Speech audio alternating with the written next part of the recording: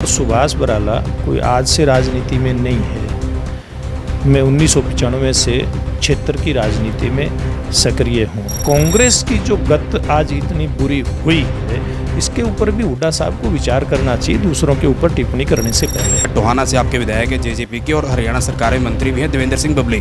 वो लगातार कहीं न कहीं आपको लेकर मुखर रहते हैं और आरोप भी लगाते हैं कि टोहाना में इस तरह के बहुत सारे अवैध काम होते हैं जिनके सीधी सीधी हुआ वजह आपको बता रहे हैं। उनके बयान को आप कैसे देखें? हुड्डा साहब ने जो कहते हैं कि रोहतक हमारा घर है, तो रोहतक में हुड्डा साहब भी हार करके आए, सोनीपत में हार करके आए।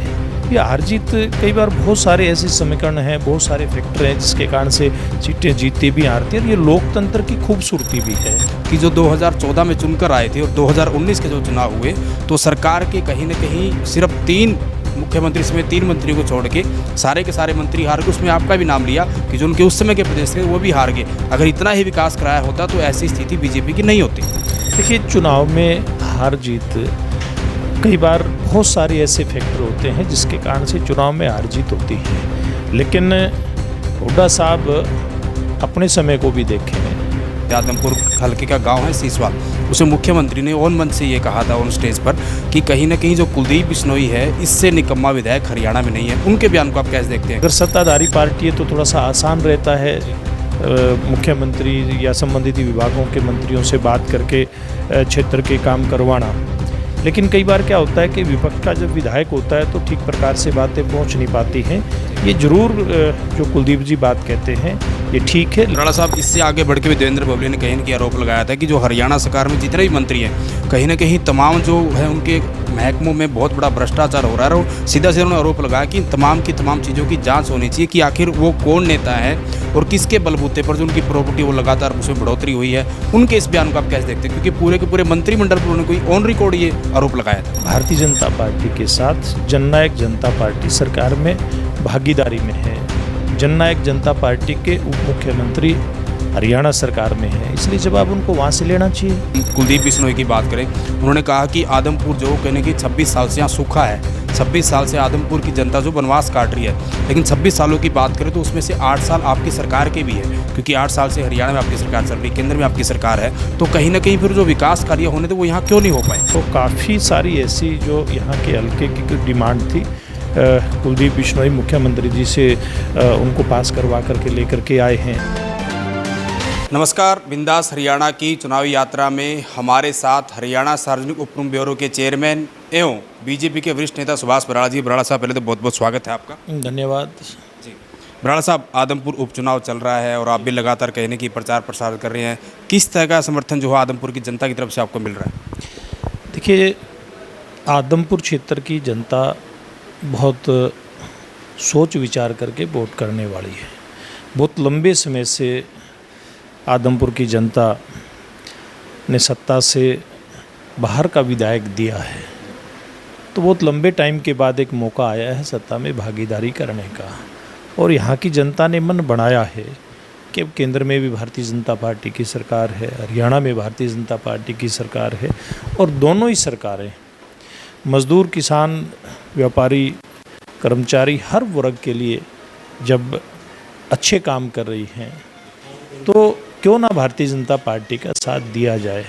तो ऐसा मन यहाँ की जनता का हमें बनता हुआ दिखाई दिया है और एक अच्छे मार्जिन के साथ भारतीय जनता पार्टी के उम्मीदवार भव्य बिश्नोई यहाँ से जीत करके आएंगे। बराला साहब, आपने विकास की बात की, वहीं हम कुलदीप बिश्नोई की बात करें, उन्होंने कहा कि आदमपुर जो कहने की 26 साल से यहाँ सूखा है, 26 साल से आदमपुर की जनता जो वनवास काट रही है, लेकिन 26 सालों की बात करें तो उसमें से 8 साल आपकी सरकार के भी है, क्योंकि 8 साल से हरियाणा में आपकी सरकार चल रही, केंद्र में आपकी सरकार है। तो कहीं ना कहीं फिर जो विकास कार्य होने थे वो यहाँ क्यों नहीं हो पाए? देखिए, जब तक आपका नुमाइंदा जो चुन करके गया है वो क्षेत्र की जनता की जो बातें हैं, अगर सत्ताधारी पार्टी है तो थोड़ा सा आसान रहता है मुख्यमंत्री या संबंधित विभागों के मंत्रियों से बात करके क्षेत्र के काम करवाना, लेकिन कई बार क्या होता है कि विपक्ष का जब विधायक होता है तो ठीक प्रकार से बातें पहुंच नहीं पाती हैं। ये जरूर जो कुलदीप जी बात कहते हैं ये ठीक है, लेकिन वर्तमान समय में अगर हम देखें तो काफ़ी सारी ऐसी जो यहाँ के हल्के की डिमांड थी, कुलदीप बिश्नोई मुख्यमंत्री जी से उनको पास करवा करके लेकर के आए हैं। लेकिन अगर दूसरी मैं बात करूं, बहुत सारी ऐसे बातें होती हैं, जैसे हमारी सरकार का नारा था समान विकास समान रोजगार, तो उसमें मेरिट के आधार पर जो रोजगार दिए वो पूरे क्षेत्र में समान रूप से हुए। टेल के ऊपर पानी पहुंचाना, इस क्षेत्र में चाहे विधायक ने आवाज़ उठाई नहीं उठाई, तो हमारी सरकार की जो मंशा, मुख्यमंत्री जी को मंशा उस मंशा के आधार पर टेल पर पानी पहुंचाया गया। बाढ़समंद जैसे दूर दराज क्षेत्र के अंदर कॉलेज का निर्माण करवाया गया। तो ये सारी बातें ऐसी हैं जो मैं समझता हूँ अब लोगों के ध्यान में आई हैं कि इस प्रकार से हल्के का काम हो सकता है, विकास हो सकता है। यही मन बना करके क्षेत्र की जनता आज भारतीय जनता पार्टी के साथ खड़ी है। बराड़ा साहब, मैं आपकी बात को आगे बढ़ाऊं। कुलदीप बिश्नोई का आपने जिक्र किया कि कहीं न कहीं जिस मजबूती से उनको आवाज़ उठानी चाहिए विधानसभा, वो नहीं उठाई। और मैं आपको याद दिला दूं कि जब मुख्यमंत्री मनोहर लाल सीसवाल गाँव में आए थे, आदमपुर हल्के का गाँव है सीसवाल, उसे मुख्यमंत्री ने ऑन मंच से ये कहा था, ऑन स्टेज पर, कि कहीं न कहीं जो कुलदीप बिश्नोई है इससे निकम्मा विधायक हरियाणा में नहीं है। उनके बयान को आप कैसे देखते हैं? क्योंकि इसी बयान को जो आम आदमी पार्टी के प्रत्याशी सत्येंद्र सिंह वो भी लगातार लोगों के बीच कह रहे हैं। देखिए, कई बार समसामयिक परिस्थितियाँ होती हैं, उसके अनुसार किस प्रकार की स्टेटमेंट दी जाती है, ये एक बीते ज़माने की बात है। लेकिन ये बात बिल्कुल ठीक है कि लगातार हल्के का जो विकास है उसको कराने के लिए जो हल्के का नुमाइंदा है वो अगर सत्ताधारी पार्टी के साथ है तो उसको काम कराने में थोड़ी सी आसानी होती है। और क्योंकि कई बार विरोध इतना होता है आपस में, जैसे भारतीय जनता पार्टी का कांग्रेस का एक विरोध कई बार इतना देखने में सामने आता रहा है पूर्व में कि जल्दी जल्दी हल्के का नुमाइंदा दूसरी पार्टी का अगर है तो वो काम कराने में झिझक महसूस करता है मुख्यमंत्री या मंत्रियों के पास जा कर के। तो मैं समझता हूँ वो सारी बातें बीते ज़माने की हो चुकी हैं और अब अच्छा समय ये आदमपुर क्षेत्र की जनता के लिए आया है कि वो सोच समझ करके फैसला करने वाली है और वो कमल के सामने का बटन दबाने वाली है। वहीं भी बराड़ा से हम बात करें गठबंधन के जो भी आपके नेता प्रचार प्रसार के लिए जा रहे हो, कहीं न कहीं आदमपुर की जनता को कह रहे हैं कि आप सरकार में साझेदारी करेंगे तो आपके जो विकास कार्य हैं वो ज़्यादा होंगे।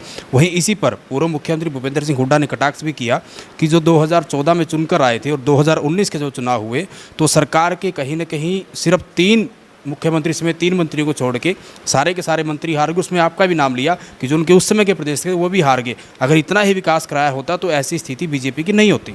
देखिए, चुनाव में हार जीत कई बार बहुत सारे ऐसे फैक्टर होते हैं जिसके कारण से चुनाव में हार जीत होती है। लेकिन हुड्डा साहब अपने समय को भी देखें, हुड्डा साहब ने जो कहते हैं कि रोहतक हमारा घर है, तो रोहतक में हुड्डा साहब भी हार करके आए, सोनीपत में हार करके आए। ये हार जीत कई बार बहुत सारे ऐसे समीकरण हैं, बहुत सारे फैक्टर हैं जिसके कारण से सीटें जीतती भी हारती हैं। और ये लोकतंत्र की खूबसूरती भी है कि कोई कितने बड़े से बड़ा व्यक्ति हो, जनता उसको जिता भी देती है और जनता उसको हरा भी देती है। ये तो हम लोगों को तो ध्यान में, ये बात हुड्डा साहब को भी ध्यान में रखनी चाहिए कि आपकी पार्टी के ही विधायक जब आप मुख्यमंत्री थे आदमपुर से जीत करके गए, लेकिन आपने कितना विकास वहाँ का करवाया, तो आपकी पार्टी के नुमाइंदे थे। तो और इसीलिए हुड्डा साहब की जो राजनीति है भेदभाव की, क्षेत्रवाद की, कांग्रेस पार्टी की शुरू से ही एक इस प्रकार की पॉलिटिक्स रही है जिसमें क्षेत्रवाद हावी रहता है, जिसमें बरादरीवाद भी कई बार हावी उसमें दिखाई देता है, उसमें परिवारवाद उसमें दिखाई देता है। इन सारी बातों के कारण से आज कुलदीप बिश्नोई समेत कितने ही पार्टी के नेता कांग्रेस के बड़े बड़े छोड़ करके चले गए। आज कुलदीप बिश्नोई भारतीय जनता पार्टी के साथ हैं, राव इंद्रजीत सिंह भारतीय जनता पार्टी के साथ हैं, चौधरी वीरेंद्र सिंह भारतीय जनता पार्टी के साथ हैं, अशोक तंवर उनके उस समय के अध्यक्ष जब हुड्डा साहब प्रदेश के मुख्यमंत्री थे वो उनको छोड़ करके चले गए। कांग्रेस की जो गत आज इतनी बुरी हुई है इसके ऊपर भी हुड्डा साहब को विचार करना चाहिए दूसरों के ऊपर टिप्पणी करने से पहले। वहीं बराड़ा साहब, एक सवाल मेरा गठबंधन से जुड़ा हुआ है क्योंकि हरियाणा में आप गठबंधन में सरकार चला रहे हैं। आदमपुर उपचुनाव की बात करें, जो आपके गठबंधन के सहयोगी है जननायक जनता पार्टी के, उनमें से कोई भी नेता जो है प्रचार प्रसार करे नहीं आ रहा। आखिर क्या वजह मानते हैं? गठबंधन में कोई दरार आ चुकी या कोई और वजह? देखिए, कहीं कोई दरार नहीं है। जहाँ जिसकी भी जरूरत पड़ती है, चाहे वो व्यक्ति कार्यक्रम हो या जनसभा हो, चाहे वो भारतीय जनता पार्टी का नेता कार्यकर्ता है, चाहे मंत्री है या जननायक जनता पार्टी का कोई नेता है, उसकी जिम्मेवारियां, उसकी ड्यूटी लगती हैं और वो सब लोग आकर के काम करते हैं। अभी तो भारतीय जनता पार्टी के भी सब मंत्री आपको यहाँ दिखाई नहीं देते।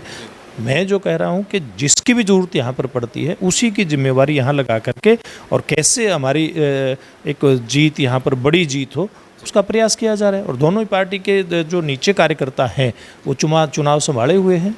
बराड़ा साहब, एक सवाल मेरा आपके टोहाना क्षेत्र जुड़ा हुआ है। टोहाना से आपके विधायक है जेजेपी की और हरियाणा सरकार में मंत्री भी हैं देवेंद्र सिंह बबली। वो लगातार कहीं न कहीं आपको लेकर मुखर रहते हैं और आरोप भी लगाते हैं कि टोहाना में इस तरह के बहुत सारे अवैध काम होते हैं जिनके सीधे सीधे हुआ वजह आपको बता रहे हैं। उनके बयान को आप कैसे देखते हैं? देखिए, ये जनता हर चीज़ को जानती है और सुभाष बराला कोई आज से राजनीति में नहीं है। मैं 1995 से क्षेत्र की राजनीति में सक्रिय हूँ। भुना शुगर मिल से मेरी राजनीति शुरू हुई थी। वहाँ director, vice chairman, Haryana sugar federation का डायरेक्टर और पार्टी के अलग अलग पदों पर रह करके मैं आज यहाँ तक आया हूँ। इसलिए मेरे ऊपर कोई आरोप लगाता है, इसका जवाब मुझे देने की ज़रूरत नहीं है। जनता हर चीज़ को अच्छी प्रकार से जानती है कि किस व्यक्ति का व्यक्तित्व किस प्रकार का है और किसने किस प्रकार से लोगों के साथ व्यवहार किया है, किस प्रकार का कामकाज किस व्यक्ति का है। इसलिए मुझे इसके ऊपर टिप्पणी करने की कोई ज़्यादा ज़रूरत नहीं है। जी बराड़ा साहब, इससे आगे बढ़ के भी देवेंद्र बबली ने कहीं न कहीं आरोप लगाया था कि जो हरियाणा सरकार में जितने भी मंत्री हैं कहीं ना कहीं तमाम जो है उनके महकमों में बहुत बड़ा भ्रष्टाचार हो रहा है। और सीधा सीधा उन्होंने आरोप लगाया कि तमाम की तमाम चीज़ों की जाँच होनी चाहिए कि आखिर वो कौन नेता है और किसके बलबूते पर जो उनकी प्रॉपर्टी वो लगातार उसमें बढ़ोतरी हुई है। उनके इस बयान को आप कैसे देखते हैं, क्योंकि पूरे के पूरे मंत्रिमंडल पर उन्होंने कोई ऑन रिकॉर्ड ये आरोप लगाया था?